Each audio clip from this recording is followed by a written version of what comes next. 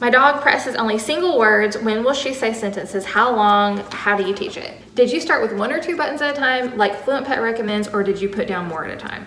So we started buttons before Fluent Pet was a company. What are your top 5 buttons to start with? How long did you wait before adding new buttons? What do you do if your dog thinks the button is a toy? Mine hits the outside button when he gets inside and then pounces on it and tries to play with it like he does his toy. How many words did you start with? Outside isn't clicking, thinking I should add more. What age do you begin button training at with a puppy? And do you begin with treat reward system for the buttons? Do you think any dog can learn? I have 4 rescues. Hey guys, welcome back to our channel. I'm Jen, this is Farabee. Today we are doing an AIC Q&A. So a little bit about Farabee, if you're new here. I got Farabee when she was 9.5 weeks old. We got our first button right before her first birthday. She took to them on the first day and we've just been going steady ever since. April 20th, 2020 is when she got her first 4 buttons, and now on January 11th, 2024, we are at 108 buttons. Before we even get started with the questions, I just want to say thank you so much to everyone who sent in a question. I love doing Q&As, so if y'all want to do these more often with button stuff, service dog stuff, anything like that, let me know. I love doing these. I think it's so fun because it's stuff that I don't even think that y'all would want to know. You know what I mean? And then it's like, oh my gosh, I can totally tell you this. So anyways, let's get started with the questions. First question, after you're outside with Farabee and she barks a squirrel, can you please ask her what she's saying to the squirrel when she's barking at it? I have asked her this with what she's saying to squirrels, with what she's saying to other dogs, because I hear them talking back and forth. Like we have dogs on this side and dogs over here, like, you know, both sides. And she will face these dogs when they're barking and they'll bark and she'll stop barking and like listen, and then she'll bark and they'll stop and she'll listen, and does the same with that one. So I don't think it's a fluke. I think they're talking somehow. Like, I mean, they are talking, it's not somehow, but I think they have like a dog language that we don't know, right? And it's words. So what I'm saying is I've asked her this a lot. I've asked her so many times, I'm like, what were y'all talking about? And she has never once said a word. She's never said anything at all. So I think they might talk about like what they hear in the neighborhood or something. I don't know. Anyway, and I know your question was what was she saying to the squirrels, but she won't tell me anything. She won't tell me what she says to anything. She won't tell me what the dogs are talking about. She won't tell me anything. I'm nosy because I want to know. I'm like, tell me. And I've even started like priming her by saying dog talk. That's what I call it when she goes on the porch with the dogs to bark. I'm asking her if she wants dog talk porch because we have buttons for all of those things. And I'm hoping one day maybe she'll tell me what they talk about. Next question. My dog is 16 months old. Can I still teach her to use talking buttons? Sometimes when she's wanting something, she just stares at me like she's wanting me to read her mind. Absolutely, yes. It's a fine age to start. Farabee got her first buttons whenever she was almost a year old. A lot of dogs get them whenever they first come home as puppies. And then we also know dogs who are seniors who have gotten buttons after they're, you know, like in their double-digit ages. Cats too, by the way. So I don't think there's any perfect age to start. The way that I look at it is if you are starting with an animal who's a little bit older, like even Farabee when she started at 1, that's a little bit older, right? She's been around, she's heard words, like she knows that we're making sounds for a reason, you know what I mean? Like she knows stuff goes on.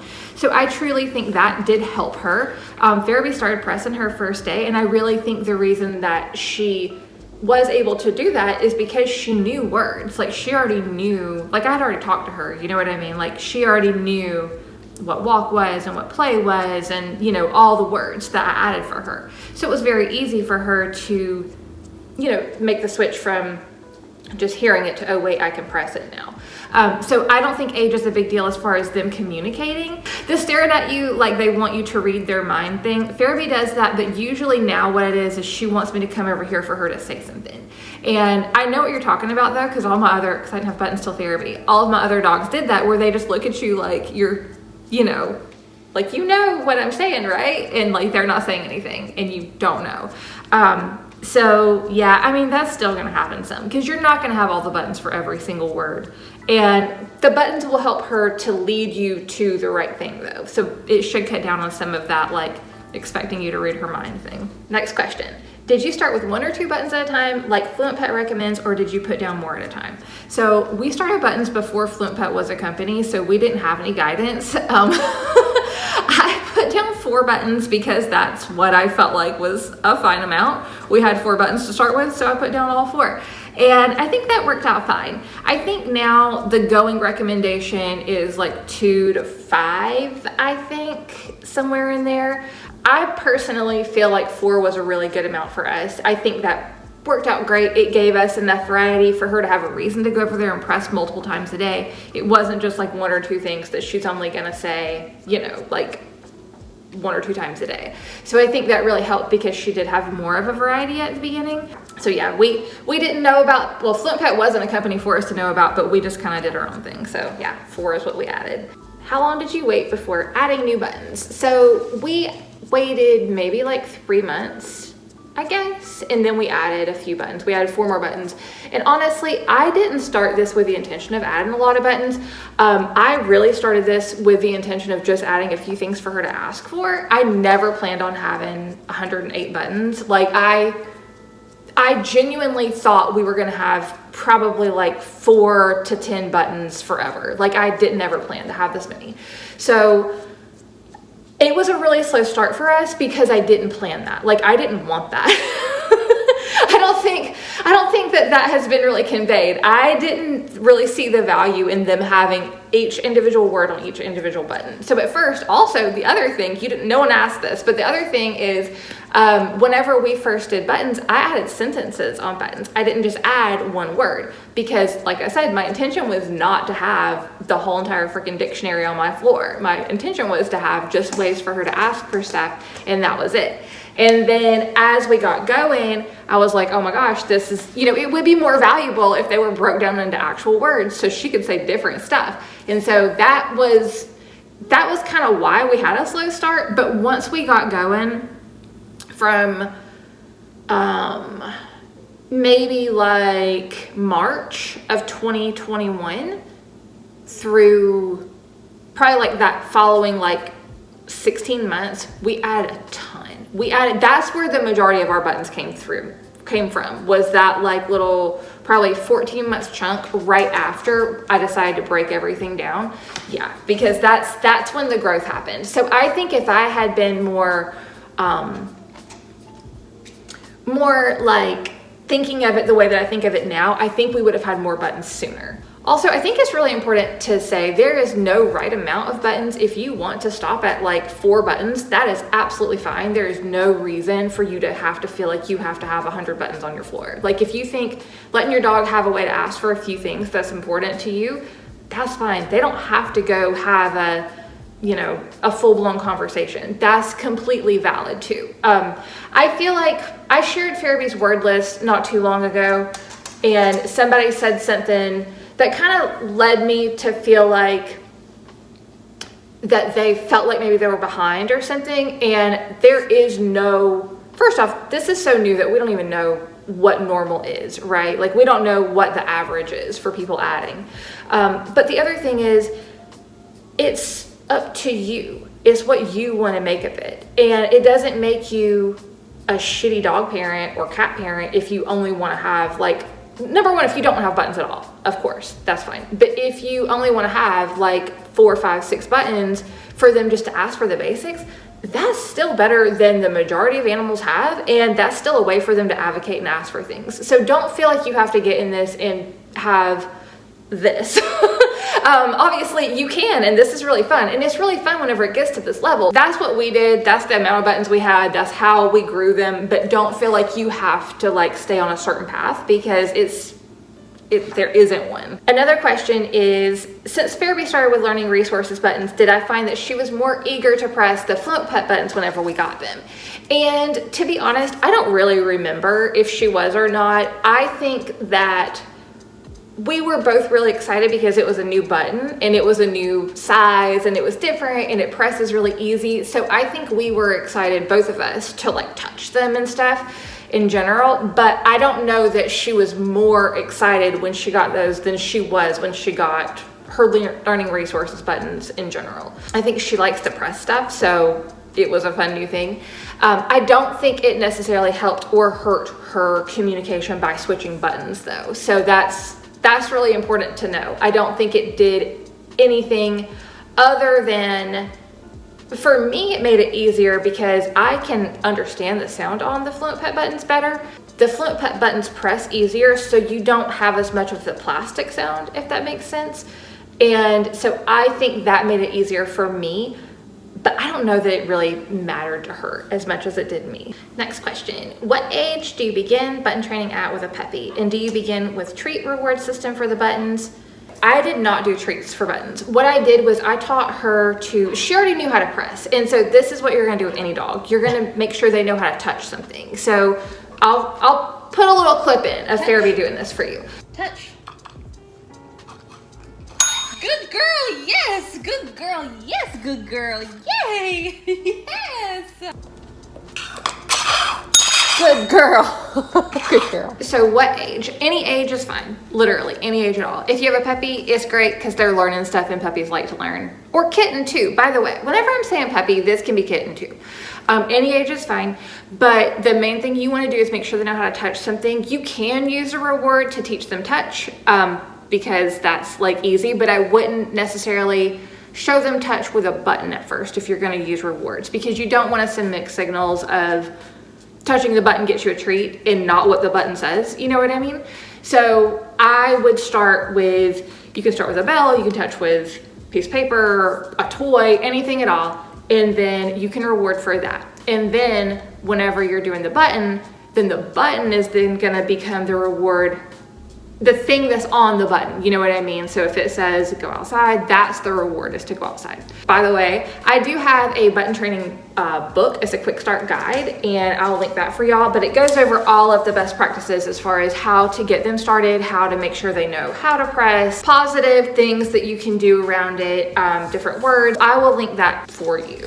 Does she enjoy pressing the buttons, and how long did it take her to learn to use them? The day that the buttons arrived, she started pressing, and she actually started using all 4 of them pretty consistently. So yeah, I mean, I think she liked it from day one, and she continues to press. Like, she decides to do this, you know what I mean? The only thing that would happen if she doesn't press is she wouldn't go out to the bathroom as much, because I'm not gonna think to take her out that much. Like, I take her out whenever I go. I almost said whenever I go out. I take her out whenever I go to the bathroom usually, but if she asked to go in addition to that, like if she just stopped pressing, then she wouldn't do that. And she would not get as much puzzles and stuff because she suggests that a lot more than I do, but there wouldn't be any, like, basically there's no incentive for her to press except for she wants to ask for stuff and talk. So yeah, I think she likes it.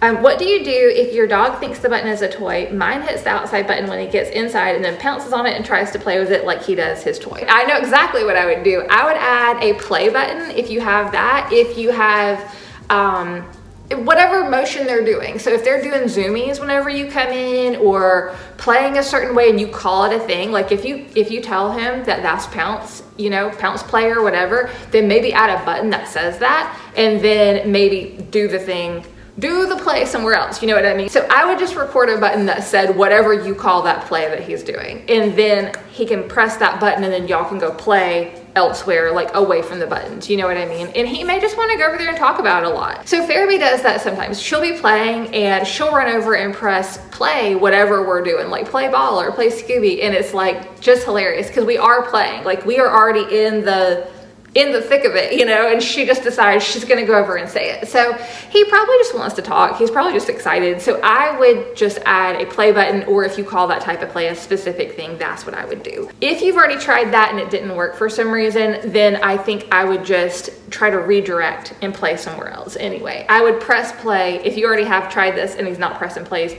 pressing whatever else, I would still press play myself. And then I would go play. Like I would encourage to play somewhere else and encourage press the button to play and then go play. Do you think any dog can learn? I have 4 rescues. Awesome that you have 4 rescues. And yes, I think every animal can learn. I think every dog and cat anyway. I'm pretty sure any land mammal can learn if they are an animal who lives with people regularly, like who has grown up around people. You know what I mean? Because they hear our language, and we call their items things, you know what I mean? So they know words. So I think yes. Age shouldn't matter, breed shouldn't matter, none of that should matter. What I will say is if you have 4, I only have 1, so I'm just telling secondhand stories basically. So if you have more than 1, you may have one who's more interested in the buttons than the other, and that's fine. And then also another thing that I've seen happen with households with a lot of animals, sometimes there'll be like a spokes dog. where they will be the one who will just kind of go tell everything for everyone else. If you have someone who doesn't really like it as much, then maybe one of the other ones will be like, ooh, I love it, and I can talk for sister, you know what I mean? Absolutely any dog, any age, any cat too, by the way, any age. So I don't have cats now, but I have had cats in my life, and I know a lot of cats who have buttons, but they definitely, I feel like both of my cats would have enjoyed it, but I had one who was just really talkative. And I think she would have loved to have buttons. So yeah, any dog, any cat, any age, I think is fine. Next question, how many words did you start with? Outside isn't clicking, thinking I should add more. So we started with 4 buttons, and if your button that you've added isn't clicking, I would definitely add more or different buttons. Like you don't even have to add like a ton, but I would start with maybe, like we started with 4. I really think 4, 5, 6, somewhere in there is a really good amount. Anywhere in there is a really good amount, because I think you can have enough diversity for it to be something fun. And then also like purposeful buttons like outside, right?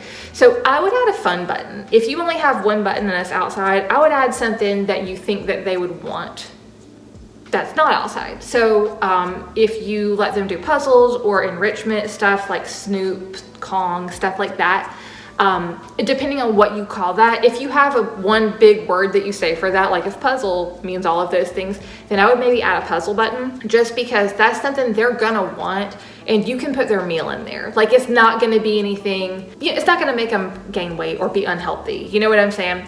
So I would maybe add something like that. Next question, what are your top 5 buttons to start with? It's gonna vary, okay? Because like I can't tell you for your own animal, but for us, we started with water, play, walk, and bye-bye phone, which that's like totally random stuff. We didn't have a 5th button. If I was gonna add a 5th, I would have added potty, by the way. That was the next button we added whenever we ordered more buttons. By the way, this is just my opinion, and this is what I think would make a good setup if you were gonna just start with buttons. I'm not gonna tell you words necessarily, but I'm gonna tell you categories. So I would start with an action they need. So outside, potty, something like that. That's gonna be something they're gonna have to do. So you're gonna have a really good chance to model that. So I would start with an action like that. The other thing I would do is something fun they like to do. So in our case, we added play. Other options could be things like puzzle, a game you play, like if you play tug, anything like that. If they have a particular ball or something they like to play with, or you know what I mean, anything high value, like the thing that's high value to them, which is gonna be different for every dog, right? But you want to add something like that, a high value, fun action too. For the others, I would just add stuff that's very like specific to your dog. Fairby had a water button and a bye-bye phone button. You know what I mean? For her first set of 4 buttons, we had walk, play, bye-bye phone, and water. And I feel like those are 2 things that like nobody would have ever suggested I start with number 1, and also like even thought about me using. So really just thinking outside the box, like what is your dog like? You know, the thing that they look at you that you're like, oh, I know they want this, that's your buttons. Those are your buttons. Unless it's something that's gonna get them in trouble. Like for Fairby, it was mug water. Like I knew she liked mug water. So I was like, that's a perfect button. She's not gonna get in trouble with water, like for sure, but she thinks it's super fun to drink out of a mug. So that was a good button for us. Bye-bye phone. I knew that she wanted me to put my phone down or put my computer down. And I would always say, okay, bye-bye phone. Like that was just something that I always said prior to that. So I knew she would like to tell me that. So it needs to be something that's very specific for your dog. And that's why I told you the things that I added. That's not really helpful, but like there's no wrong answer for this. You really need to think about the words that you're getting a head tilt or like a reaction. Like the words that you can say that they have a big reaction to, those are gonna be the best words to start with. And like I said, I can't really tell you specifically like what word, because I don't know your dog or your cat. You know what I mean? There's no right or wrong buttons to start with, basically. It's very situational, depends on your animal. But I personally think having some purposeful things that you can press that will help you to remember, that are things they actually would want, I think that's helpful, but that's just me. My dog presses only single words. When will she say sentences? How long? How do you teach it? Okay, so this took a while, and it's really normal for them to start with single words. I think the majority of dogs start with single words for like a really long time. There are a few outliers. Whenever I say this, we do know of some that, you know, have had sentences pretty early on. But I think the majority of dogs and cats don't have a lot of full sentences in general. And I also think that it takes a long time to get to that point. I think Fairby had her first 3-word sentence about a year and a half in, I think. And then, you know, it happens more regularly now. But I would say more than half of her requests are single word presses still. Probably at least half of that other 50% that are more than 1 word are still maybe only 2 words. We might get a long sentence maybe once a day. Sometimes not once a day. Sometimes you might have 2 or 3 in a day, but it's not necessarily like all the time. You know what I mean? The way that you can make this happen and let them know this is possible is by actually using their words that are on their board to model a sentence. First thing you need to do is make sure you have the words on your board for them to make a sentence. So you can do this by just pressing the buttons, or like just say, you don't have to press it, just like say the buttons that you have and see how many sentences you can come up with. If you have someone that you live with, maybe y'all can just talk with only the button words one day, or for like an hour or something, and see how much you can communicate. And that will help you, number one, fill in gaps, but also help you figure out what sentences your dog can actually say. Like what's even possible for them to say on this board, because you probably don't have filler words. Like I don't have and, is, the, stuff like that. You know what I mean? I don't have some words that are pretty important for making sentences. So that's the first thing. You need to figure out what they can say. And then you can just start modeling that when you're doing the thing. And I would model both the words. If they say, like, let's say they're wanting to go potty and you want them to say potty outside or go potty outside or something, whatever. This is totally unnecessary. I'm just using this for a sentence example. Then after they press potty, then I would go press go potty outside after them, and I would say it too. And then I would make sure they saw me do it. So they don't need to press it. You can call attention to yourself and be like, look, but you can say it this way too, and press the button. Yeah, I said look, huh? Thank you, that's so good. Y'all can't see her. She's laying right here and I said look, and she thought I meant now. But yeah, so you can totally just press the buttons and have them look at the buttons, but don't like make them press it. You know what I mean? Like if they say potty and you want them to say go potty outside, then I would call attention to the buttons. I would say go potty outside. You can say it this way too. And then I would take them. Eventually they are going to start saying more words together. It just takes a while. And like, honestly, if their needs are being met with just one button press, there's kind of no reason that they need to elaborate and go on more. You're also going to kind of get maybe 1-word replies, which is what I get a lot. And then I will have to ask questions and then give her a great deal of time, honestly, to think about it and reply. Your dog isn't going to talk as fast as it seems like we show on short YouTube videos, right? It's just, it doesn't go that fast. Every single one of us have to speed up that part between us talking and the dog replying.